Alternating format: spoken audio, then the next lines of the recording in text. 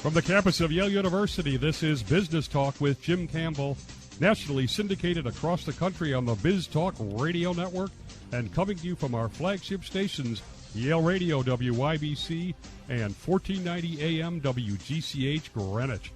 All talk and all business, 60 minutes of radio with leading figures from the world of business along with the business of politics and sports. After 15 years and 2 failed wars, borrowing from Teddy Roosevelt, speak softly and carry a big stick. Is it time to walk softly, relying more on soft power, or do we need to continue to have a strong capacity to bring a stick? The limits of soft power and the necessity of military force, that's the case our guest makes today. Today on Business Talk with Jim Campbell, Dr. Eliot Cohen is the Robert E. Osgood Professor of Strategic Studies at Johns Hopkins University School of Advanced and International Studies, former counselor at the State Department under Condi Rice. He's the prize-winning author of several books, including Supreme Command and Concord into Liberty. Dr. Cohen's new book, The Big Stick, The Limits of Soft Power and the Necessity of Military Force. Welcome, Eliot.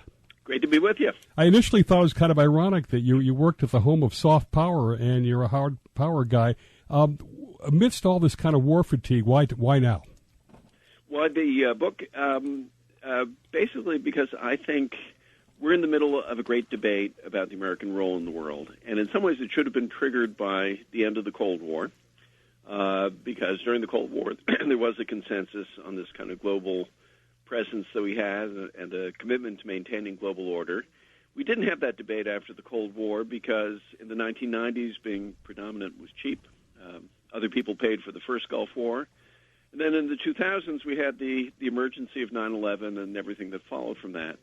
So in a way, this is a book about a belated debate, and but I do think it's upon us, and it's in many ways coming at us because of the presidency of Donald Trump in a much more forceful and direct way than I expected when I began writing the book. In fact, let me ask you, there's talk of abandoning NATO, post-war alliances, maybe cozying up to Russia, opting out of trade pacts, maybe a trade war.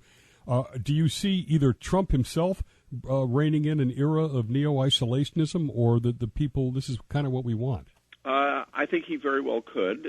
He uses the phrase America first, and I think he, and for sure his advisors, know what kind of historical resonance that has. I mean, that was the slogan of Charles Lindbergh and the isolationists, who were also, in many ways, Nazi sympathizers during in 1940. Mm-hmm. So I think he knows what he's doing. Now, he wouldn't have been successful if he wasn't touching something that was actually out there. So, you're dealing both with the individual, but also I think you are dealing with the sentiments of a lot of Americans just now.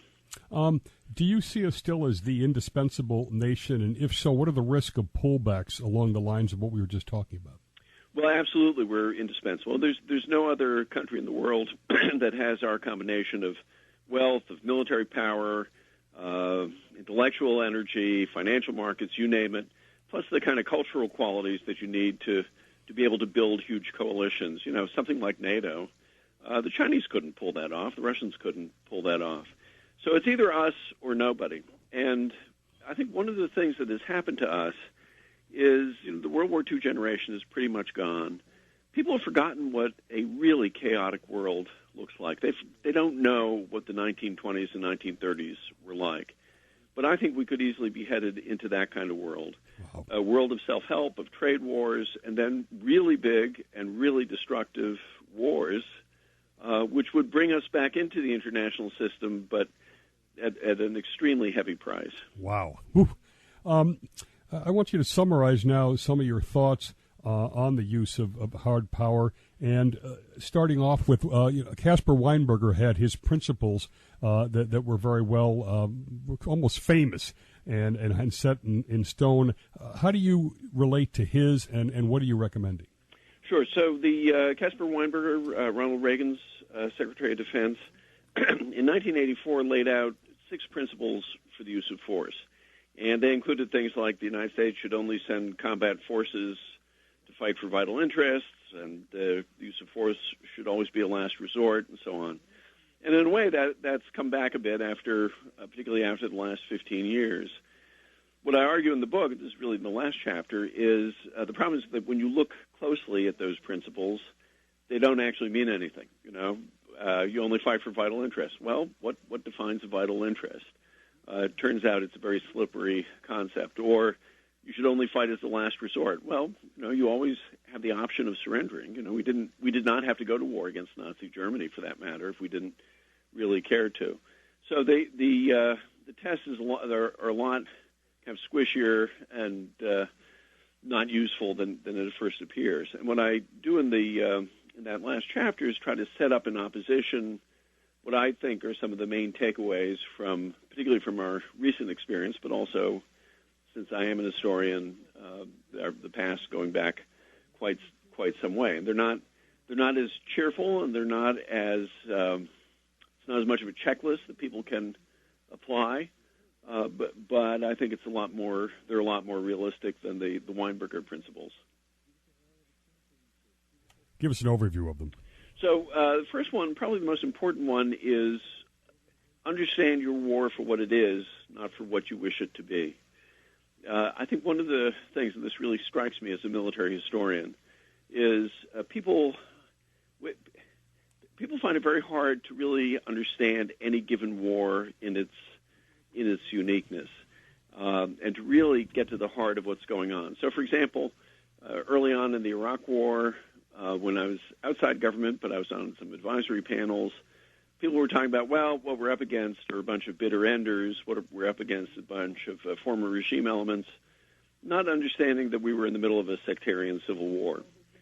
Similarly, if you look at the way people throw around analogies like Vietnam, or will, I think, throw around analogies to Iraq, there's a real danger that we'll misunderstand our actual circumstances because we're obsessed with an historical memory. So that's one principle. Second one is that planning is important. Of course, everybody wants us to anticipate things, but being able to adapt is more important. And a major theme of the book is how hard it is for governments and for military organizations to actually foresee it in any level of detail, the kind of problems they face, and that you just have to adjust to that. You'll prefer to go short, you have to prepare to go long. I think that's one of the great lessons of Iraq. Everybody would prefer a short, sharp war. I think President Trump has that view as well. Yeah. You don't necessarily get that. So those are the first three at any rate. You talk about there being four main challenges that we're looking at going forward, and I would have started off with Russia, so I was kind of surprised. Just give us an overview of what you think those four challenges are. Right. So the first one is China. China, because it is really the only country that can match us economically, that has a vibrant economy, and that is really attempting to assert its power in a very powerful way in a huge section of the world, in the Asia-Pacific. The second set of challenges is what I call the jihadi threat. So it's Al-Qaeda, but the Islamic State, similar kinds of movements. The third basket is dangerous states. So that's Russia, Iran, North Korea. These are states which do not accept the local international order, are somewhat paranoid, and will do whatever they can to upend that. Now, the reason why I don't put Russia right at the top is because I don't think the Russians have the kind of economic depth that they need to be a really major threat. And then the fourth basket is ungoverned space and the great commons. So in other words, the seas, the outer space, cyberspace, areas which we want to preserve for the use of everybody, but that also requires military power and military dominance. Now, we've come out of a superpower sort of conflict in the Cold War. This matrix that you've built here, is this more threatening than what we spent the 40, 50 years on, or how do you rate it relatively? Well, that's hard to do. I'm not one of these people who longs for the days of the Cold War. The Cold War was very dangerous. We could have had a third world war that would have really wiped humanity off the face of the map. It is for sure it is a much more complicated set of challenges. The kinds of forces, but also just the way you think about problems, your strategic concepts have to be different for each of those four different baskets. Your time horizons. So there's that I think is the biggest challenge. There is the possibility for things, though, to get very, very violent. So North Koreans are about to test an intercontinental ballistic missile that they could probably put a nuclear weapon on that could reach the United States. That's very serious business. You're listening to Business Talk with Jim Campbell on the Biz Talk Radio Network, 350 stations around the country. You can go to biztalkradio.com to find the station closest to you, to listen over the Internet, and to access our podcast. We're going to look at lessons learned from two failed wars in the next segment.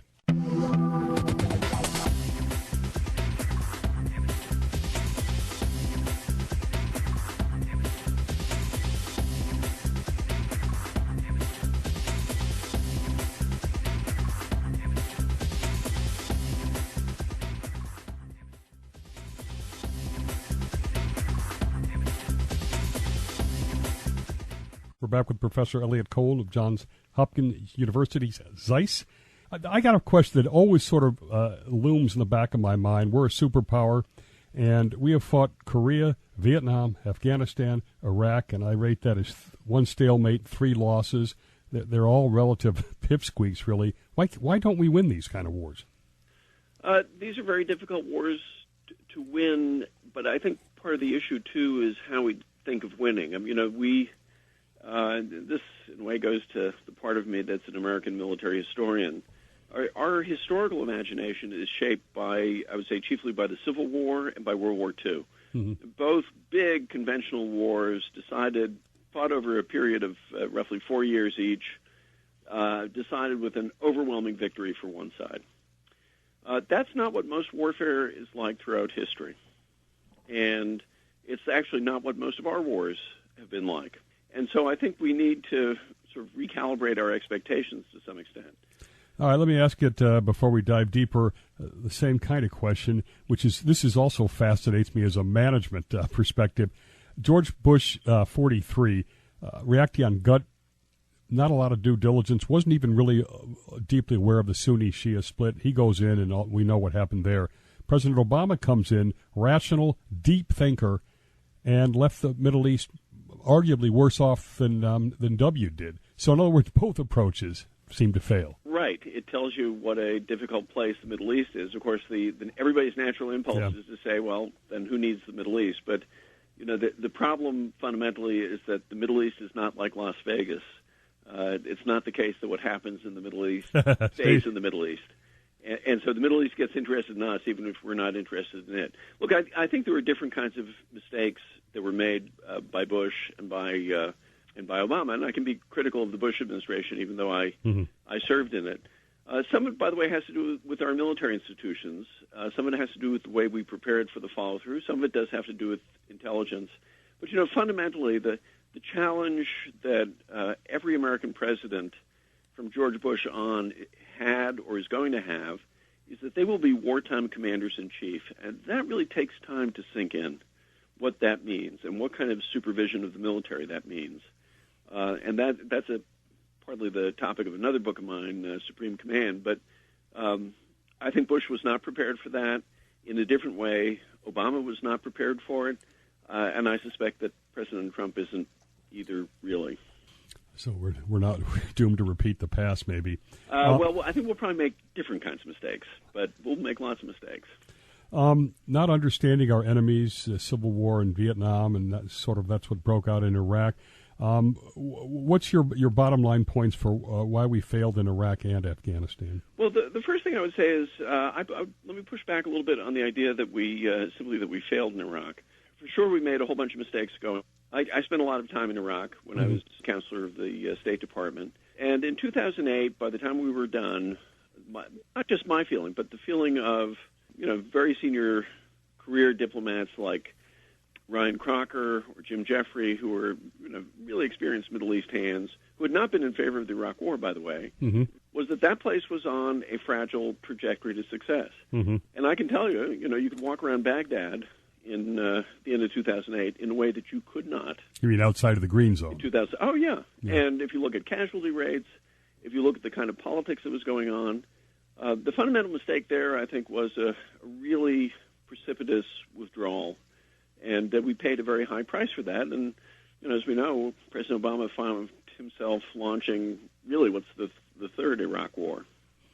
Which he was able to fight pretty much under the table, right? I mean, I don't think a lot of people. And that, by the way, I think is something of a problem. I mean, I'm a great believer in the idea that it's the business of Congress to authorize the use of military force and to do it with its eyes open and explaining to the American people why they're doing what they're doing. And that's been I think one of our bigger problems is that our political leadership hasn't always really felt that it had to explain why they're doing what they're doing to the American people and to do it repeatedly. One thing that I was very critical of is I've studied this now from guests and stuff, but counterinsurgency generally takes 9 or 10 years to even have a shot at winning, and neither President Bush or President Obama presented the wars in that terms at all. I think that's absolutely right. I was actually involved in writing the new counterinsurgency manual. With Petraeus, you mean? Yeah.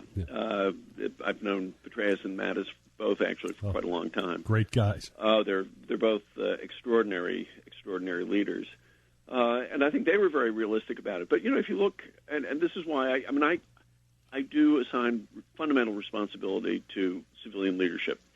They are the ones accountable. But the fact is that not all of the American military was led by Petraeus's and Mattis's. There were some generals who were perfectly good generals for kind of conventional war in Europe. That's what they've been trained for. They were not suited to these kinds of conflicts. So, for example, General Dave McKiernan was relieved by Secretary Gates during the Obama administration in Afghanistan. And it wasn't because he was a bad guy. He's a very good guy. Not the right guy for that war. Mm-hmm.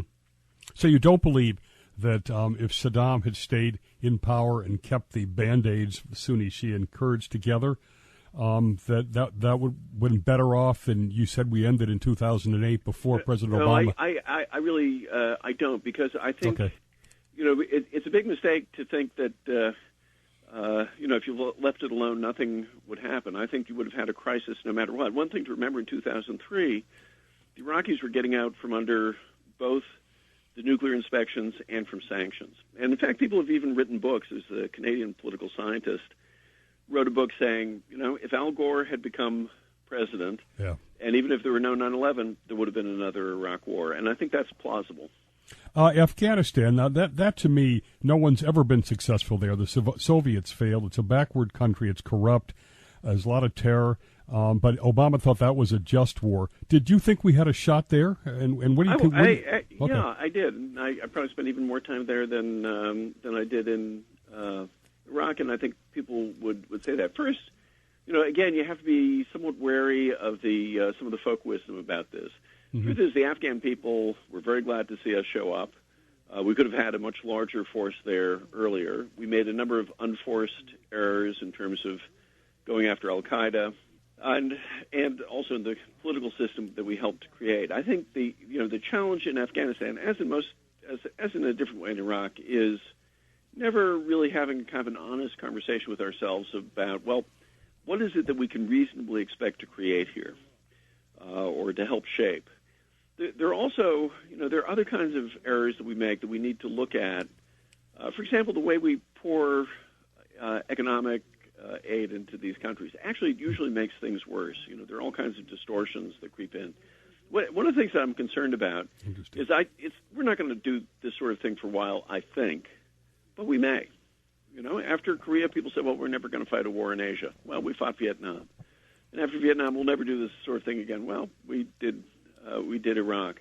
There are a lot of lessons of a kind of operational nature, of an organizational nature, which people should pay attention to, because the chances are that we will find ourselves in circumstances sometime in the next 20, 25 years where we'll do something somewhat similar. And it's not enough to just say, whoa, we'll never do that again. Yeah, and you're listening to Business Talk with Jim Campbell. We'll be back for segment 3, the big 4 threats to America.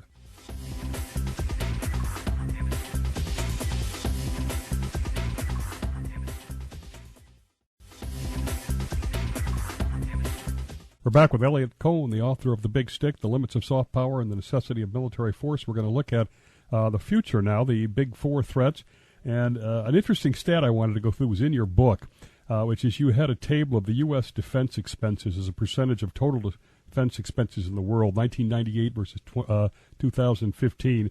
The U.S. was about 36% of all defense spending and is now 34%, basically the same share. But here's one that will blow you away. Russia was 32%, almost equivalent with us in 88, and they're now 5%, which now you can start to see why you don't see them in the same league. China, 1%, now 12%. Pretty fascinating stuff, isn't it?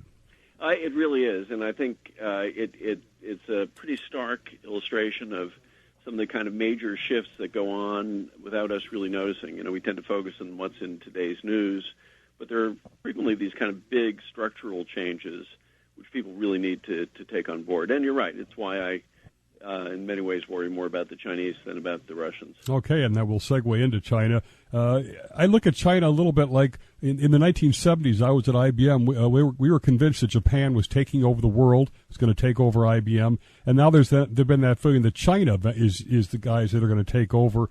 Talk about them as the number one threat and whether you see that happening. Well, I think they are a challenge. I mean, I agree with you, and I think the history that you mentioned is relevant, where the people became obsessed with Japan as number one, and it turned out that they weren't. Similarly, the Chinese have all kinds of problems that demography, environmental issues, and so forth, which will limit them. But that said, this is unlike the Soviet economy. This is a dynamic economy. It is obviously a huge country with a huge GDP. And they have been pouring vast sums of money, rather well spent, into developing very modern forces. They've got the best of Soviet technology, and they're really good at stealing ours. Yes. Plus, they've got it from other countries, too. And their fundamental objective, I think, is not to dominate the world. It is to write the rules for Asia. And to be the dominant power in Asia. And I think they do want to push us back to the perimeter. I'm not in favor of getting hysterical about that. I don't think we should or we have to. But I do think we got to take it seriously. And I think by the way, throughout the book, one of the things about it is I'm not really a doom and gloom guy who thinks that we're going to have extraordinary difficulties. I think if we're smart, we can manage all of these. And including China. Mm-hmm. Withdrawing from the TPP, does that play into the hands of China? Absolutely. It was dumb. Mm-hmm. I was frankly appalled. I was appalled by President Trump attacking it. I was even more appalled by Hillary Clinton, walking back her support for it, given that she was that was political. It was profoundly political, but extremely damaging because for our allies. Look, one of America's greatest strategic advantages is our alliance system and the confidence that people have in us. And the sense that, okay, we can be difficult in various ways, but that basically we are steady, we are reliable, and we're on their side. Well, we just pulled the rug out from under a whole bunch of our Asian allies. Yeah. And the Chinese are now the ones out there who have a competing organization, and they're saying, look, we're the ones who are in favor of global free trade. Looking at China now, what are some of the things that could trigger a confrontation, and how do you see us, should we counter and avoid them? Well, I think, the Chinese have always had this thing they call the 9-dash line, where they basically kind of draw a line with 9 dashes, very imprecise, around the South China Sea, and say, this is actually Chinese territory. That China is 3 parts land and 1 part water, that 1 part water being the South China Sea, which is a vast area. If they get to assert something like that successfully, it has tremendous implications for freedom of navigation, for supply lines of allies like the sea lanes for countries like Japan, but once again, for the whole world order. I mean, one of the things the U.S. Navy quietly does is it maintains freedom of navigation around the world. That's an incredibly important role. So how could we come to blows? Well, they've, as you know, they've been building a bunch of artificial islands, which are military bases in the South China Sea. They've been trying to, in effect, assert sovereignty over that. And you could have our forces bumping into each other, and they could bump into each other by accident, but one thing can lead to another. Another way in which you could see conflict would be between China and Japan. What about Taiwan, too? And also very much with Taiwan. And again, particularly if the Chinese are very sensitive about Taiwan, they also really want to bring it into, make it formally a part of the People's Republic. So those are three big ways which it could happen. So was President Trump playing with a little fire there, or it's a good negotiating chip? He was playing a little bit with fire. The truth is, in and of itself, taking a phone call from the president of Taiwan doesn't bother me. Right. But what does bother me is that he clearly did it without having a kind of a well-staffed process where you think through, if we do this, they might do that. What will we do if they do that, and so forth. That's one of the things that's scariest about this administration is that they just don't seem to believe in orderly thinking through of policies. It's whatever erupts from the president's mouth, and that is very, very dangerous. Even if the policy that you're, trying to articulate is not in itself completely crazy. All right, let's go to the jihadis now. You make, I think, an incredibly important point here. But we're talking Al Qaeda, ISIS, Al Shabaab, Boko Haram, all these Islamic extremists. But you look at this as a decades-long project, and I think Trump has partially sold that these guys are going to be wiped out by Mattis in a couple of weeks. Right, and he's wrong about that. And I doubt that General Mattis, or Secretary Mattis, as he now is, would think that either. In the book, I quote General Peter Leahy, who's the former chief of the Australian Army, who said, this is 100 years' war. Now, that, on the one hand, that's a very chilling thought. Yeah, it is. On the other hand, if you think about it that way, you can say, okay, so this is really for the long haul. We have to think strategically in a different way than we're used to thinking. I taught at the Naval War College in Newport, Rhode Island. The wars we taught lasted between 6 days and 6 years. This is a different kind of war. But it doesn't pose an immediate existential threat to us, so we can be patient. Whereas I think if you go in and you think you're going to wipe all these guys out with a lot of blood and thunder, first you won't. These organizations and movements are very good at kind of changing shape and changing even their bases and how they operate and so forth, and you'll get that. And the Trump approach, I think, also would be dangerous because we'd go in, we would smash a lot of stuff, alienate a lot of people, and leave. And we'd be very surprised when, in a year or two after that, the threat just manifests itself in a different way. All right, I want to move on to dangerous states, and you also make a lot of great insights as we go through some of these. In Russia, you really basically say that due to the economic decline, their demographics, they are in a long-term decline regardless. So Putin playing a weak hand, right? He's playing a weak hand, but you have to say that he's playing it absolutely brilliantly. Absolutely brilliantly. You look at the way in which, the local powers in the Middle East go to Moscow, not to Washington. They have reestablished themselves there. They've dismantled, in effect, Ukraine, a state that they guaranteed. They've got the Europeans intimidated. And Article 5 of NATO under threat? I think so. I think we could find it being invoked by, say, one of the Baltic states. And let's not forget, they really did attempt to interfere in our election. And that is a non-trivial event. And I have to say, I found it shocking that people haven't gotten more excited by it. That's a very big deal. Syria now, which actually you can link right to who we were just talking about since Russia's put themselves there. Did we make a fundamental mistake on the red line, and what's your take on Syria? Well, absolutely. I think anybody who's served in government knows, and actually any reasonable historian knows, credibility really matters. If you say it's a red line, it better be a red line. It may sound strange, but actually, one of the problems we may have with Trump will be that we'll have a version of the Obama red line with him. Let's not forget he settled that suit against Trump University for $25 million. He's a bully, and so like most bullies, he backs down when confronted by somebody who's quite tougher than he is. So we could have another red line. The other thing about Syria is that it really illustrates that deciding not to act is still a really big decision. Yeah. The upshot of Syria is 500,000 dead, 12 million refugees, massive instability in the Middle East, massive refugee movements, destabilizing European governments. A man who uses chemical weapons running it. Chemical weapons. I mean, this is the difficulty of being an American decision maker. Action doesn't look good, but inaction can have some pretty terrible consequences too. Profound stuff. You're listening to Business Talk with Jim Campbell from our flagship stations, Yale Radio, WYBC, and WGCH Greenwich. Final segment, the need for the big stick.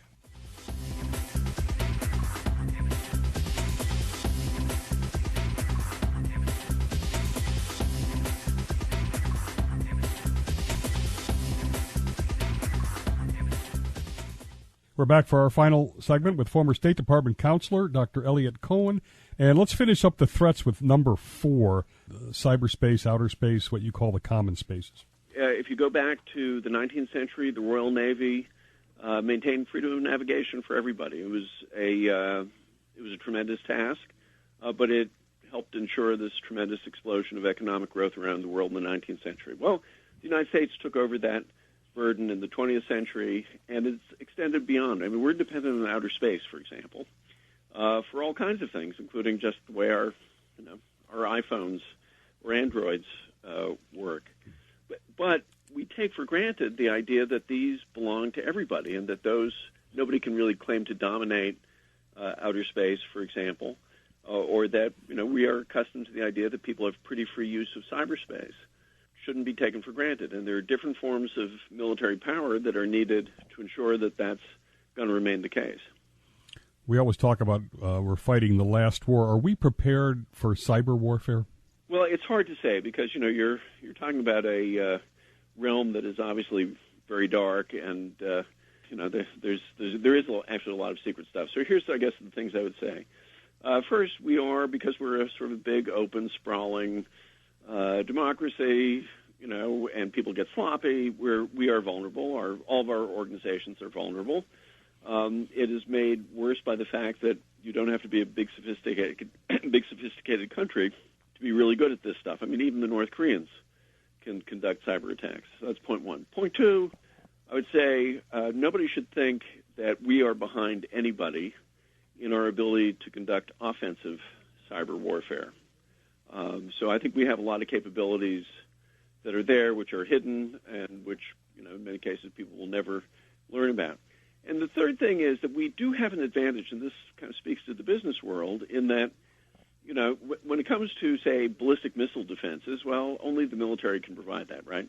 But when it comes to cyber defenses, huge corporations actually are part of our defensive system, if you think about it, and not just huge defensive systems. I mean, you and I are, if we've got antivirus programs on our machines, we use two-factor authentication and all that sort of stuff. So it's a little bit more complicated, I think, than people sometimes think. Failed states, and you can throw Libya in there, maybe Somalia, maybe Syria. What do we do with failed states which actually are increasing, the Middle East itself? Yeah, well, this is part of the price that we're paying for what was a strategy of retrenchment. The Libya case is actually a particularly strong case where the European powers actually took the lead on that one, and nobody wanted to be involved in helping to keep that place back together, put that place back together again after the overthrow of Gaddafi. I do think we're going to have to find ways of exercising long-term influence in some of these cases without sending vast expeditionary forces.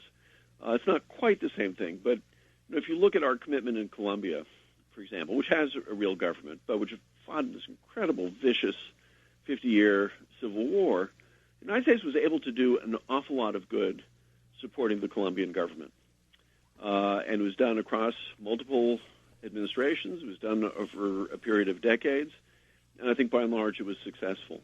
I mean, Americans can be creative at this kind of thing, but they have to understand that they've got to be. And again, the problem is there are very few places in the world that you can simply abandon, because sooner or later it will somehow affect you, if only because those are the places that the terrorists like to hang out. I want to ask you now about the enemy within, and I'm talking about our military-industrial complex. You call it pathologies of bureaucracy. I happen to see in C-SPAN, and it's just the theater of the absurd, there's a new combat ship. I may mispronounce this, a littoral combat ship. Yeah, the littoral combat ship. And it was talking about the wasn't even meeting the Navy specs. A Navy admiral there was almost unable to defend it. They could not tell the senators who was actually the designer of the specs. The GAO was there saying every defense acquisition is twice the cost and covers and is twice as late as the. I mean, do we need to break this kind of thing up? We definitely need to get a lot better at acquisition than we've been. As with most wounds, they're self-inflicted. And basically, a lot of what you have now with all the layers of bureaucracy and so forth, when you dig down into where does it all come from, it usually comes as a reaction to some sort of scandal. We're going to have all kinds of statements that you have to have and all kinds of audits and all kinds of guarantees that everything is going to work absolutely as promised and so forth. And so the result is you have a very risk-averse bureaucracy, actually, which kind of is, all over itself trying to avoid making mistakes. And, needless to say, you get more mistakes. I do think part of the future is going to be understanding that we're going to have to tap commercial technology a lot more. Probably should be thinking a little bit more creatively about some of the kinds of weapon systems that we want. We should be more willing to buy stuff off the shelf. I'd be lying to you if I said that I thought I had some easy solutions to dealing with this, because I don't. Okay, let's finish up now. The need for this big stick. Do we need a bigger military? When should we be rolling this stuff out? We did kind of a halvesies in Syria, which didn't seem to work. You mentioned preemptive. You even mentioned low-yield nukes that we should consider, which sounded scary. Talk about the big stick that you see it going forward. Well, I do think we need a defense buildup. There was a national defense panel, which was bipartisan at the end of the Obama administration, which recommended for a substantially larger budget. But we're still talking something on the order of about 4% of gross domestic product as opposed to the 3% trajectory. Clearly, we got to get rid of the sequester. I mean, that's done a lot of damage. But I think we do have to face the reality at the same time.